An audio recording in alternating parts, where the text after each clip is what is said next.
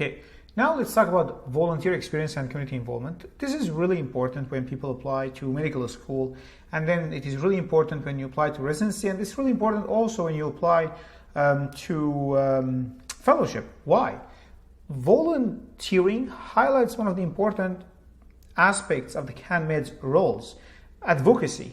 And on top of that, any volunteer work entitles some communication and also some collaboration with other people.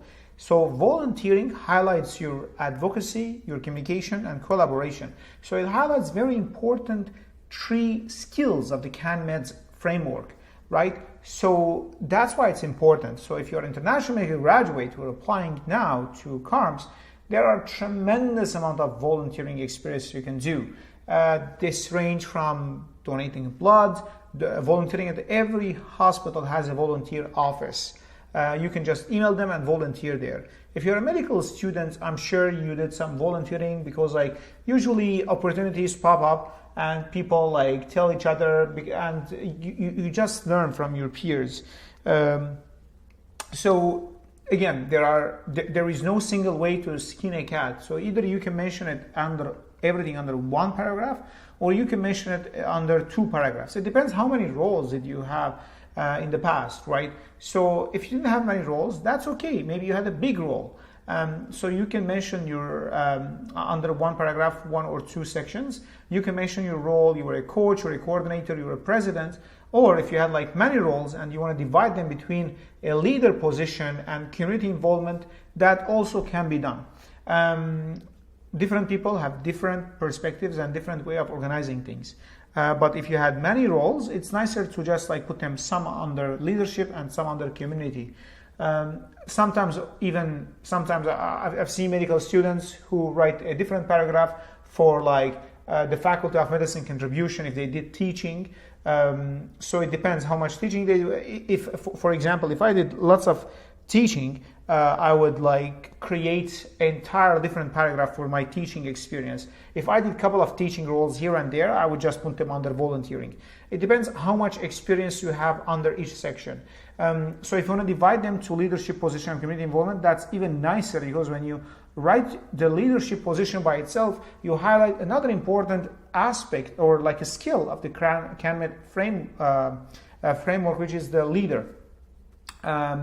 And then write a small description, 1 or 2 lines. Don't go crazy in details. Write 1 or 2 lines, and this will be nice also like to have a conversation during your interviews. A person might have the same experience, so they might ask you about it, right? So that is when it comes to volunteering experience. Just to summarize, you can do it everything under 1 paragraph or under different paragraphs.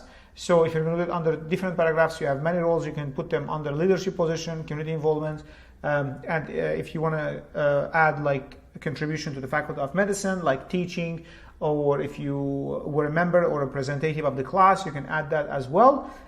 It is up to you. It depends on how many roles you had in the past.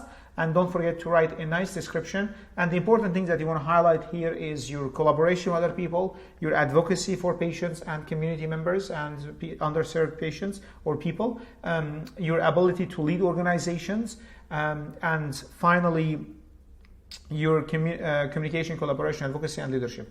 One thing I want to add here when it comes to the leadership position. If you led an organization and you were able to achieve a difference in this organization, or you were able to make a difference in your community or that community that organization helped, make sure to write that down. Very important. Highlight your achievement. Very important. Let's say I led an organization in an underserved area and I helped to bridge the gap between the government and those rural patients. And I increased the number of patients seen through this organization by X amount. So this is the results of my leadership, and this is very important to mention in the explanation under the leadership position. So if you have a leadership position and you were able to make a difference, if you're able to bring a group of people together, if you were able to make a difference in the community, if you're able to make a difference in the organization, if you have numbers especially, go for it, mention that. because numbers don't lie, and highlighting your achievements here is very important.